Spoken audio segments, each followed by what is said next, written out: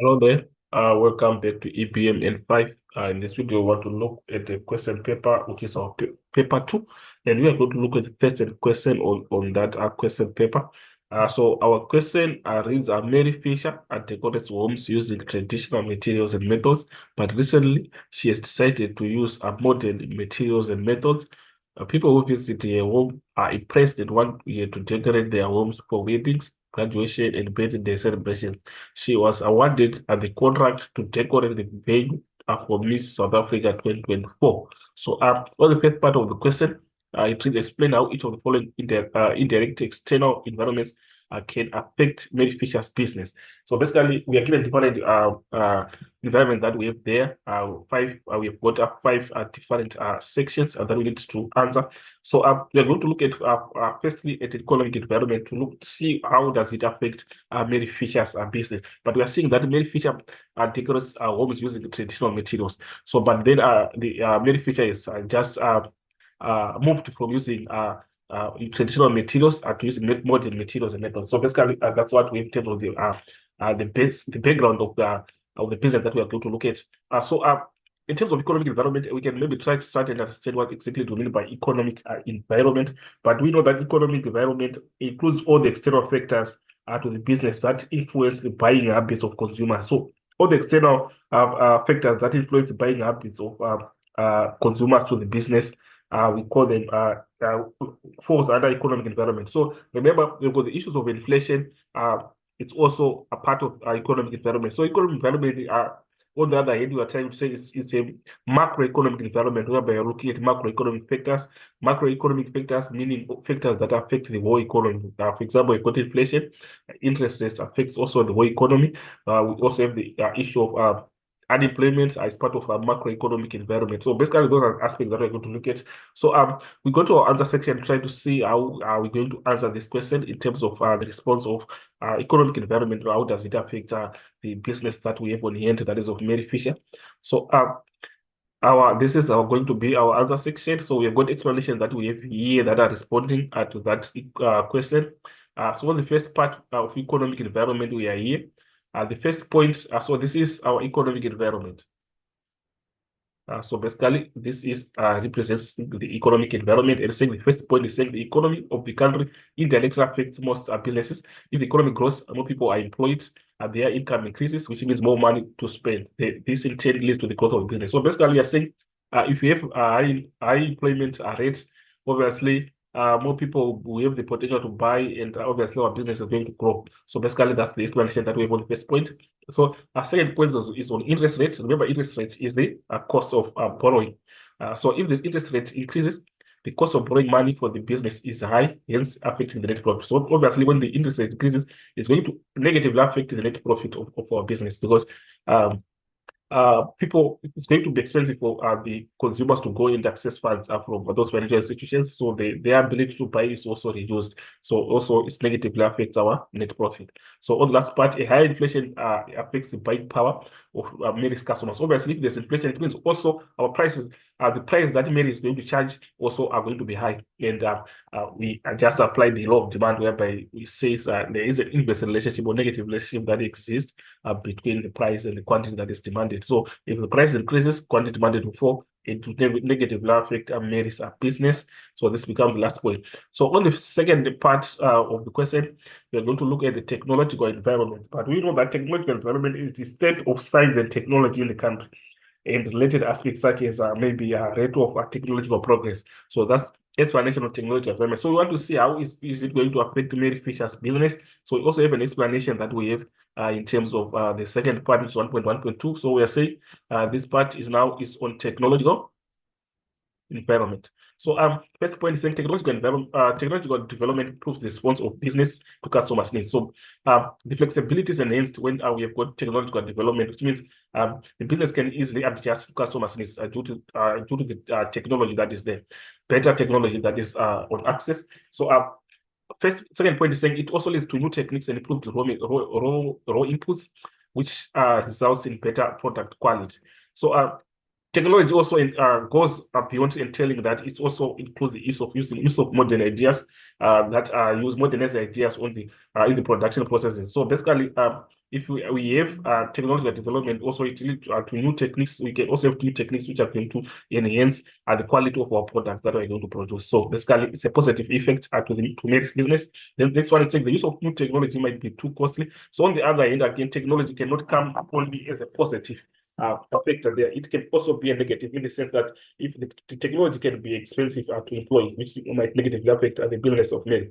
So next we've got staff who need to be trained. So training also is an expense that the business is going to incur, so that the workers are in abreast with the recent technology that they are applying in that business. They are able to use the technology that is there. So training processes should be there, which goes with the cost, which obviously is going to be costing the business, which negatively affects the profits. So lastly, we've got work will be done faster, which is basically if work is done faster, also productivity also will increase. So this is a positive factor that we have on the business of Mary. Then we go to the 1.1.3 now. It's on international environment. But international environment entails the global environment. It's basically the global environment, which consists of the effect of foreign companies on the business, on the business operation. So the foreign companies' operations also are integrated in the international environment, because international environment means we are going beyond our borders, and we are talking about maybe the environment that is outside the country. So it entails even the foreign companies that are operating outside, the effect that they are going to have on our local businesses. So we go to 1.1.3. That's where we have our explanation in terms of our international environment. So this one becomes international development could have an impact on the business. So we're given a situation on the second part, which saying, for example, the price of imported inputs or an influx of tourists to the country. So if the price of imported inputs increases, obviously it negatively affects our local businesses. And also,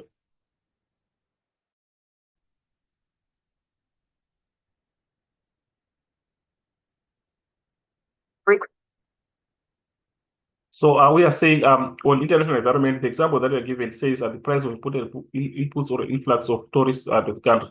So if the inputs or the raw materials that we are importing from other countries, if their prices increases, obviously it's also going to negatively affect our business, because the cost of producing the product that we have on the end also will increase.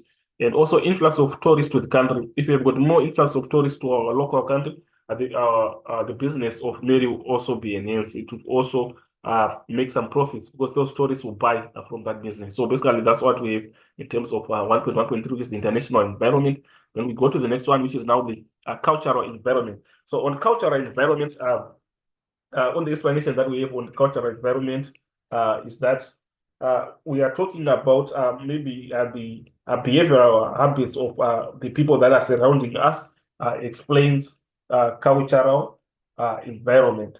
So according to the response that we have in terms of how does the cultural environment affects the business of Mary Fisher, we can try to go there and see what do we have in that respect. So we go to the other section. We are saying 1.1, 1.1.4 is where we have got cultural environment. So on cultural environment, the first point that we say cultural practice and beliefs may affect the business positively or negatively. That is the religious attachment. So obviously, if the culture of our business is in line with the environment that we operate our business, which the opposite is also true. Then we go to the next point, saying cultural values and characteristics of set boundaries for publicly acceptable business conduct. You must familiarize yourself with the culture of your potential customers in order to grow your business. So basically, that's the basic link that we have in terms of that. But basically, a cultural environment, we are saying it's a business concept which helps to understand the customs and collective beliefs of a set of people or society based on their culture, also religion, also we look at the nationality, also and the language also can also be incorporated in that. So that's the explanation on the cultural environment. So basically, the explanation should be within the context of that explanation. So we go to the next part of the question, which is saying we've got suppliers. How does suppliers affect the operations of Milk Fisher's business? Basically, it's how does suppliers affect the operations of your business? So we got there. You see 1.1.5 reads importance of supplier will affect the business positively.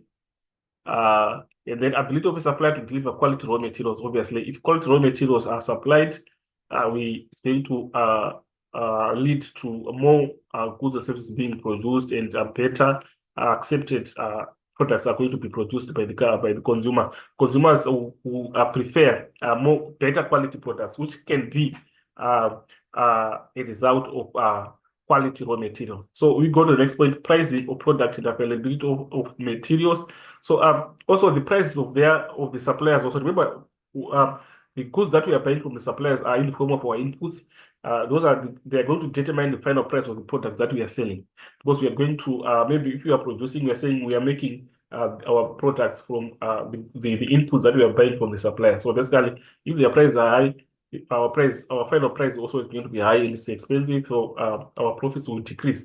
Then availability of materials, do they have the materials? If they don't have, it negatively affects our business. Then we've got a timely supply. Do they supply in time? Are they just in time as we need the supplies? So this is the explanation that we have on the supplier. So basically on the last part, we were trying to relate in terms of suppliers. So this is what we have. So we're trying to see in terms of our question. We've got a next question which reads, self-management is a key to business success. Explain to Mary how she could achieve better self-management by using the 7-step approach. So basically, we have some terms that are there. We have got the term which is self-management, which you might also need to understand. So self-management, basically, we can define it as you can take it as your ability as an individual to regulate your behavior, thoughts, and emotions in a productive way. So you're able to regulate your behavior, thoughts, and emotions also. It's a part of self-management. So it's basically an introspective process. So it comes as an introspective process, as it requires an honest and deep dive into your own emotional intelligence, and also your self-control also is incorporated in self-management. So basically, that's self-management. Then our question is, explain to Mary how she could achieve better self-management by using the 7-step approach. So we also have the 7-step approach that is there, that we are going to incorporate to relate to the business success of Mary.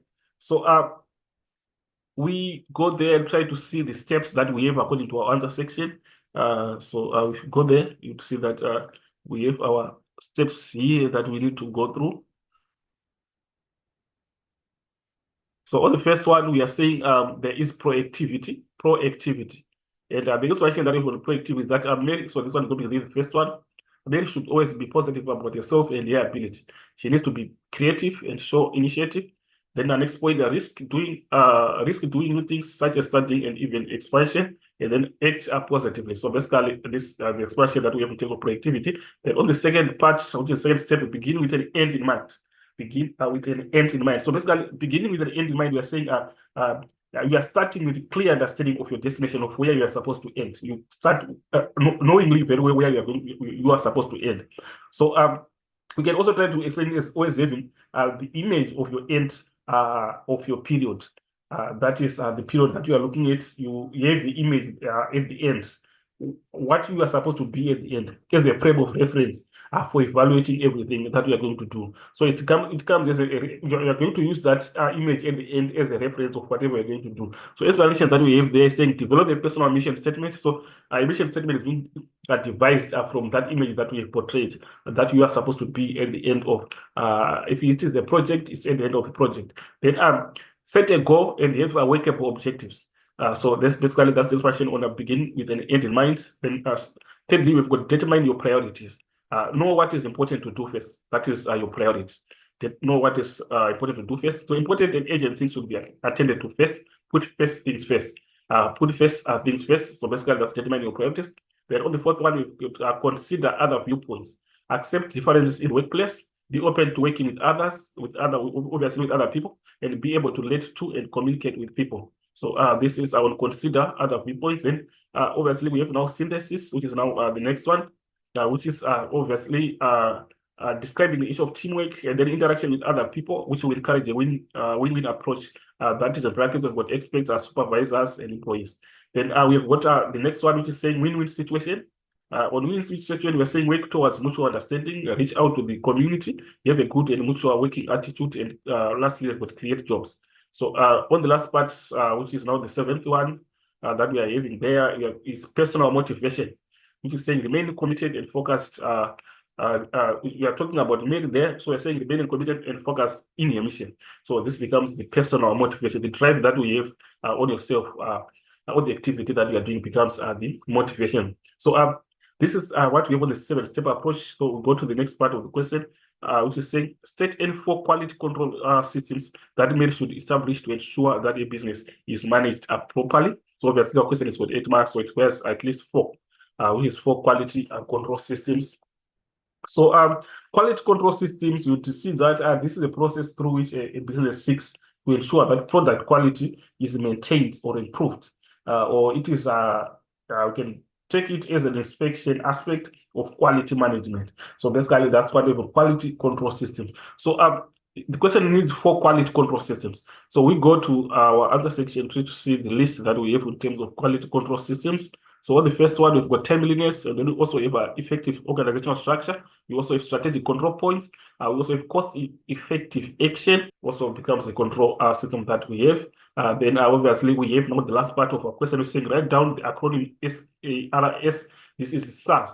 So basically, this is the parastatal that collects text on behalf of the government in South Africa. Basically, that's what we have, and it stands for South African Revenue Services. So we have the abbreviation extended here is South African Revenue Services, which is our SARS. So basically, this is the end of our video in terms of question 1 on this question paper. Let's subscribe and share to our channel. Let's share the link to our colleagues who are doing EBM N5. More typical examination questions will be uploaded on this channel as we approach an exam, which is obviously around the corner.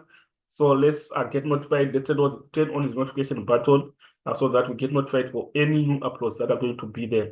So as for this video, I'm signing out. Let's meet again in the next video.